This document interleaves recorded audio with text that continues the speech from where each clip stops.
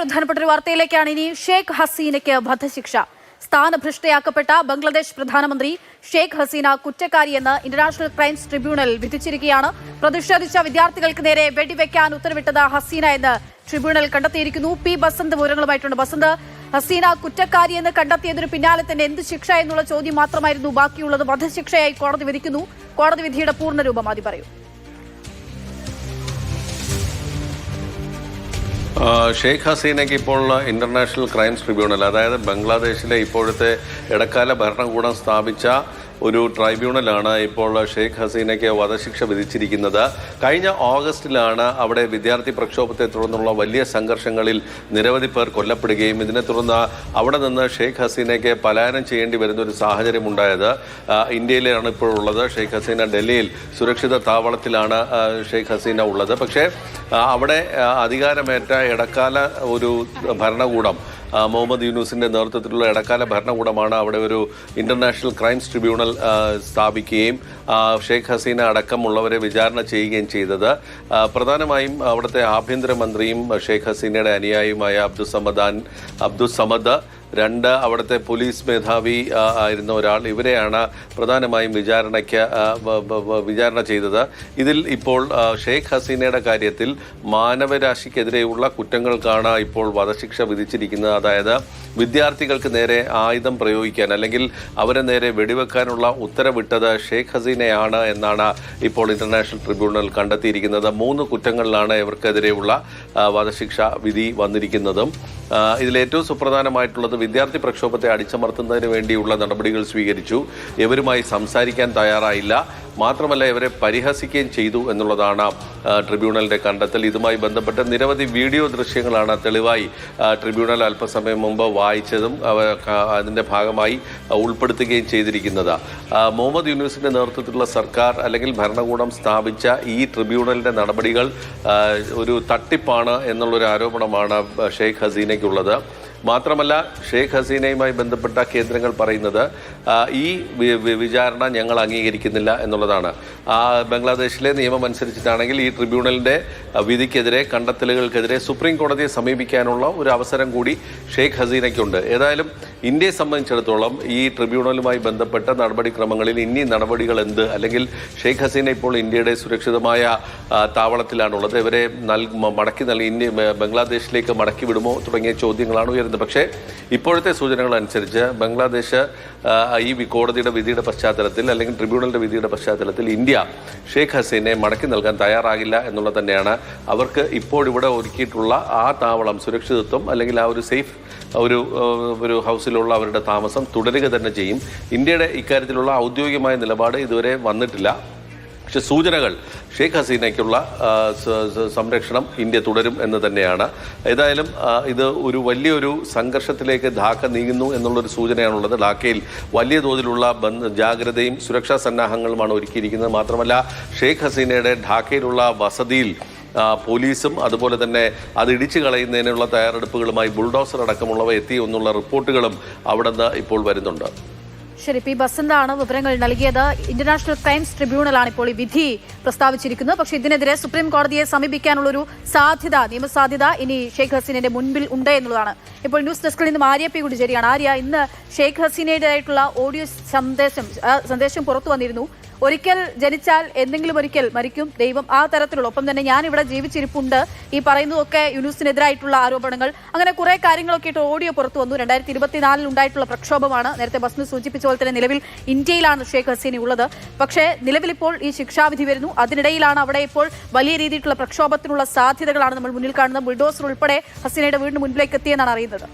ഒരു പാകിസ്ഥാൻ 2.0 ഇപ്പോൾ ബംഗ്ലാദേശിൽ നടന്നുകൊണ്ടിരിക്കുന്നത്. കഴിഞ്ഞ 2024 ഓഗസ്റ്റ് 5-നാണ് ബംഗ്ലാദേശിൽ നിന്ന് ഈ വിദ്യാർത്ഥി പ്രക്ഷോഭത്തെ തുടർന്ന് സംഘർഷത്തിലേക്കൊക്കെ നീങ്ങിയപ്പോൾ ഇന്ത്യയിലേക്ക് അഭയം തേടിയെത്തിയത്. ഇന്നും ഈ നിമിഷവും ന്യൂഡൽഹിയിൽ ഒരു സുരക്ഷിത കേന്ദ്രത്തിലാണ് ഷെയ്ഖ് ഹസീന ഉള്ളത്. ഇപ്പോൾ ഈ ഒരു വിധി വരുമെന്ന് നേരത്തെ തന്നെ അറിയാമായിരുന്നു. തിങ്കളാഴ്ചയായിരുന്നു തീയതി പറഞ്ഞിരുന്നത് ട്രൈബ്യൂണൽ. അപ്പോൾ ഈ കഴിഞ്ഞ ഒരാഴ്ചയ്ക്കുള്ളിൽ പല അഭിമുഖങ്ങളൊക്കെ ഷെയ്ഖ് ഹസീനയുടേതായി ബന്ധപ്പെട്ട നമ്മൾ ഹിന്ദുവിലാണെങ്കിലും ശരി, ഫസ്റ്റ് പോസ്റ്റിലാണെങ്കിലും ശരി കാണുന്നുണ്ട്. അപ്പോൾ അതൊക്കെ ഇടക്കാല സർക്കാരിനെതിരെയുള്ള ആ ലേഖനങ്ങളൊക്കെ ആയിട്ടാണ് വന്നിട്ടുള്ളത്. ഇതിൽ ഏറ്റവും പ്രധാനപ്പെട്ട കാര്യം ബംഗ്ലാദേശിന്റെ ചരിത്രം നോക്കുകയാണെങ്കിൽ ഏറ്റവും കൂടുതൽ കാലം അധികാരത്തിലിരുന്ന പ്രധാനമന്ത്രിയാണ്. 5 തവണയാണ്, അതായത് 20 വർഷത്തോളം, പല കാലയളവിലായി 20 വർഷത്തോളം രാജ്യം ഭരിച്ച ഭരണാധികാരിയാണ്. ഒരു കാലത്ത് ഏറ്റവും ദരിദ്ര രാജ്യമായിരുന്നു. വിജയവും ചോദ്യം ചെയ്യുന്നുണ്ട്, അട്ടിമറിയിലൂടെയാണ് വിജയത്തിലേക്ക് എത്തിയത്. അത് 2024 തെരഞ്ഞെടുപ്പാണ്. അത് ആ തെരഞ്ഞെടുപ്പിനെ ആ സമയത്ത് ആ തെരഞ്ഞെടുപ്പിൽ പ്രതിപക്ഷ പാർട്ടികൾ ആ തെരഞ്ഞെടുപ്പിന്റെ ഭാഗമായിരുന്നില്ല. അതൊന്ന്.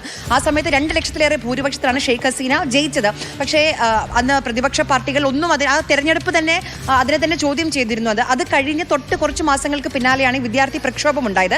അത് 1971 ഈ ബംഗ്ലാദേശിന്റെ വിമോചന സമരവുമായി ബന്ധപ്പെട്ട് അന്ന് സ്വാതന്ത്ര്യ സമര പോരാളികളുടെ ബന്ധുക്കൾക്ക്, ഇപ്പോൾ എൻ്റെ അച്ഛനോ അല്ലെങ്കിൽ എൻ്റെ മുത്തശ്ശനോ ആ സ്വാതന്ത്ര്യ സമരത്തിൽ അന്ന് പങ്കെടുത്തിരുന്നെങ്കിൽ എനിക്ക് ഇന്ന് ബംഗ്ലാദേശിൽ ആണെങ്കിൽ 56% സംവരണം ആ പിന്തുടർച്ചക്കാർക്ക് നൽകുകയാണ്. അപ്പോൾ അവിടെയുള്ള പഠിക്കുന്ന വിദ്യാർത്ഥികളെ ഞങ്ങൾ എന്ത് ചെയ്യണം എന്ന് ചോദിച്ചുകൊണ്ടാണ് ആ സംഘർഷം തുടങ്ങിയത്. അവിടെ വിദ്യാർത്ഥികളായിരുന്നു, ജെൻസി എന്ന് നമ്മൾ പറയുന്നവരാണ് രംഗത്തിറങ്ങിയത്. ആ വിദ്യാർത്ഥി അന്ന് അതുമായി ബന്ധപ്പെട്ട് ആ പ്രക്ഷോഭത്തെ അടിച്ചമർത്താൻ ഷെയ്ഖ് ഹസീന ശ്രമിച്ചു എന്നുള്ളതിന് തെളിവുകളുണ്ട്. ഷെയ്ഖ് ഹസീനയുടേതായ ഓഡിയോ സന്ദേശം തന്നെ അന്ന് പുറത്തു വന്നിരുന്നു.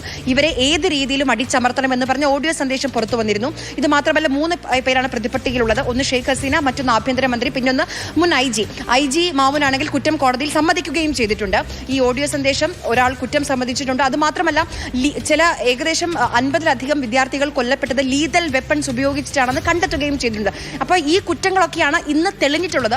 പക്ഷേ ഇപ്പോൾ ഇടക്കാല സർക്കാർ മാർച്ചിൽ തെരഞ്ഞെടുപ്പ് നടത്തുമെന്ന് പറയുന്നു. പക്ഷേ ഇടക്കാല സർക്കാരിനെതിരെയും വലിയ രീതിയിലുള്ള ആരോപണങ്ങൾ ഉയരുന്നുണ്ട്. അപ്പോൾ ബംഗ്ലാദേശിൽ ഇനി എന്ത് നടക്കും? അതായത് അവാമി ലീഗ് ഇപ്പോൾ ശക്തിപ്പെടുകയാണ്. ഈ ഷെയ്ഖ് ഹസീനയുടെ ശബ്ദ സന്ദേശം പുറത്തു വന്നാൽ അത് പറയുന്നുണ്ട്, അവാമി ലീഗിനെ ഇല്ലാതാക്കാൻ വേണ്ടി ആർക്കും കഴിയില്ല, അത് ബംഗ്ലാദേശിന്റെ രക്തത്തിൽ അലിഞ്ഞു ചേർന്നാണ് ഉൾപ്പെടെയുള്ള കാര്യങ്ങൾ വരുന്നു. അതിനിടയിൽ ഷെയ്ഖ് ഹസീനയ്ക്കെതിരായിട്ട് ഇപ്പോൾ ബിൽഡേഴ്സ് ഉൾപ്പെടെ ആ വീട് തകർക്കാനുള്ള നീക്കങ്ങളൊക്കെ നടക്കുന്നു. അപ്പോൾ എന്തായിരിക്കും വരും ദിവസങ്ങളിൽ ബംഗ്ലാദേശിൽ, നമ്മുടെ അയൽ രാജ്യത്ത് നടക്കാൻ പോകുന്നു എന്നുള്ളതാണ് ഏറ്റവും പ്രധാനം. അതിൽ ഇന്ത്യയിൽ അഭയം തേടി ഇന്ത്യ എന്തായാലും ഇപ്പം നേരത്തെ ബസന്ത് പറഞ്ഞതുപോലെ വിട്ടുകൊടുക്കില്ലായിരിക്കും. കാരണം ബംഗ്ലാദേശിന്റെ രാഷ്ട്രപിതാവിന്റെ മകളാണ് ഷെയ്ഖ് ഹസീന.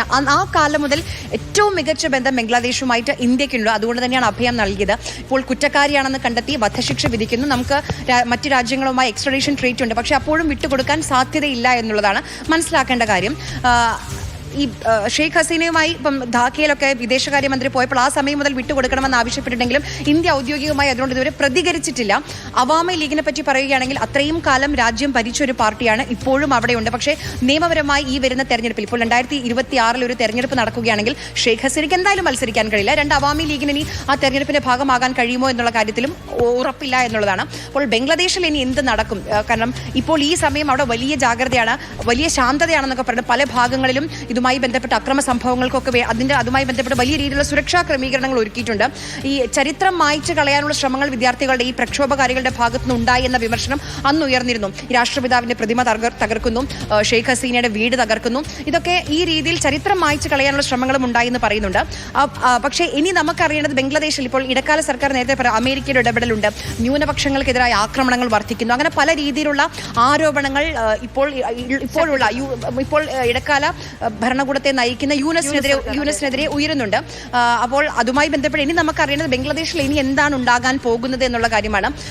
ഈ ഇടക്കാല സർക്കാർ രൂപീകരിച്ചു കഴിഞ്ഞപ്പോൾ ഇതുമായി ബന്ധപ്പെട്ട് പല കാര്യങ്ങളും അഴിമതി തടയാൻ വേണ്ടി, അതോടൊപ്പം ജനാധിപത്യം പുനഃസ്ഥാപിക്കാൻ വേണ്ടിയൊക്കെ പല കമ്മീഷനുകൾ, കൃത്യം പറഞ്ഞാൽ 6 കമ്മീഷനുകൾ രൂപീകരിച്ചു.